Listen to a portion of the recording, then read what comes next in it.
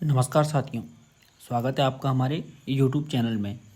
आज हमारा हिंदी का प्रैक्टिस सेट 4 स्टार्ट करते हैं। पहला प्रश्न, जिस पर विजय पाना कठिन है।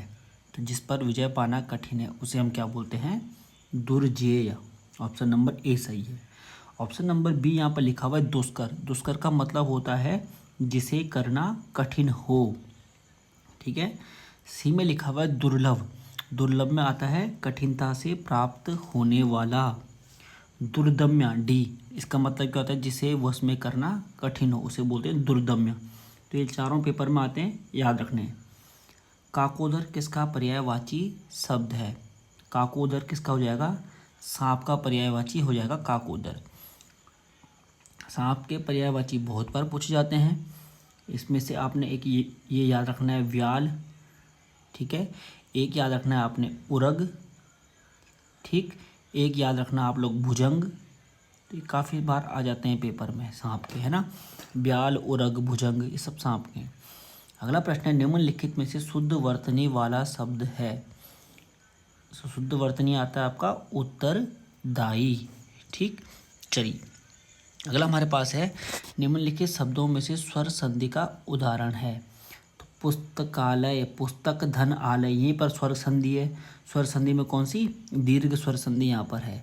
सदगति में आपका सत प्लस गति बनता है, यहाँ पर आपका व्यंजन संधि आता है। दिग्दर्शन में आपका दिक प्लस दर्शन बनता है, वहाँ पर आपकी व्यंजन संधि आती है। उज्ज्वल में आपका उत प्लस ज्वल बनता है, वहाँ पर भी आपका व्यंजन संधि हो जाती है। ठीक। प्रश्न नंबर 5 हमारे पास है, हिंदी को राजभाषा का दर्जा किस वर्ष प्राप्त हुआ था? 14 सितंबर 1949 को क्या था? हिंदी को राजभाषा का दर्जा प्राप्त हुआ था। छठवां प्रश्न है, निम्नलिखित में से अघोष वर्ण कौन सा है? तो आपको पता है जो हमारे पास ऐसा होता है ना, क ख ग घ घ गौ वर्ग। ठीक है। तो इसमें क्या होता है, अघोष कौन से होते हैं? पहले के 2 अघोष होते हैं और लास्ट के 3 क्या होते हैं? सघोष होते हैं। ठीक हो गया। इसके अलावा आपके पास श, ये तीनों सौ, ये वाली स, मूर्धन्य, दंत, तालव्य, मूर्धन्य और दंत्य, ये तीनों जो स होती है, तीनों क्या होती हैं? अघोष होती हैं। तो 100 तो तीनों अघोष होती हैं, तो इसलिए 100 क्या हो जाएगा? अघोष वर्ण इसमें 100 हो जाएगा। अब देखो च छ ज झ, झ क्या है? 5वें नंबर पर आ रहा। तो मैंने बताया लास्ट के 3 सघोष होते हैं, तो ये 100 सघोष होगा। त थ द ध, ध चौथे पे आ रहा, इसका मतलब सघोष होगा। फ फ ब, ब तीसरे पे आ रहा, इसका मतलब सघोष होगा। तो अघोष कौन सा हो जाएगा? श। ठीक। 7वां आपका पाएगा, भभूत का तत्सम शब्द है। तो भभूत का तत्सम होता है विभूति। ठीक हो गया। राख का तत्सम जरूर याद रखना भाई। राख का तत्सम क्या होता है? क्षार होता है, क्षार। ठीक है। राख का क्या होता है? क्षार। अगला प्रश्न हमारे पास है, वकील किस भाषा का शब्द है? वकील, तो वकील आपके पास किसका हो जाएगा? अरबी भाषा का शब्द हो जाएगा। ठीक है। वकील हो गया आपका, अदालत हो गया, किताब हो गया, कुर्सी हो गया, है ना। ये सारे अरबी भाषा के शब्द होते हैं। वोल्गा से गंगा तक कहानी के लेखक कौन है? तो वोल्गा से गंगा किसकी रचना है? राहुल सांकृत्यायन की रचना है। ठीक हो गया। ठीक। अगला है आपके पास, अधिसूचना का प्रयोग किस क्षेत्र में नहीं किया जाता? तो अधिकार के क्षेत्र में होता है, नियम के क्षेत्र में होता है, आदेश के क्षेत्र में भी होता है, कर्तव्य के क्षेत्र में आप लोग अधिसूचना का प्रयोग नहीं कर सकते। ठीक। अगला प्रश्न है, संज्ञा सर्वनाम तथा विशेषण से मिलकर बनने वाली क्रिया कहलाती है? तो कहलाती है नाम धातु क्रिया। प्रेरणार्थक क्रिया जो होती है ना, यह हमेशा क्रिया में प्रत्यय लगने से बनती है।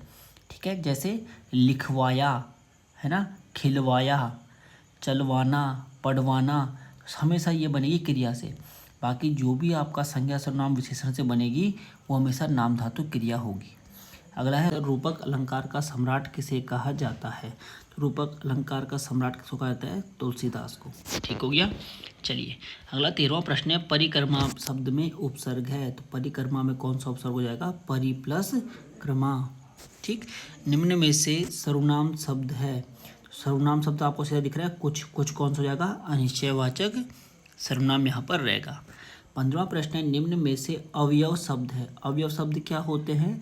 जिस पर लिंग वचन कारक का कोई प्रभाव नहीं पड़ता। तो अवयव शब्द कौन सा है? इसमें से आह। देखो भाई, आह अगर महिला बोलेगी तब भी आ है, पुरुष बोलेगा तब भी आ ही रहेगा, है ना। तो इस पर कोई भी प्रभाव पड़ेगा ही नहीं। ठीक है।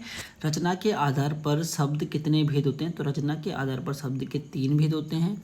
कौन कौन से? रूढ़, यौगिक और योग रूढ़।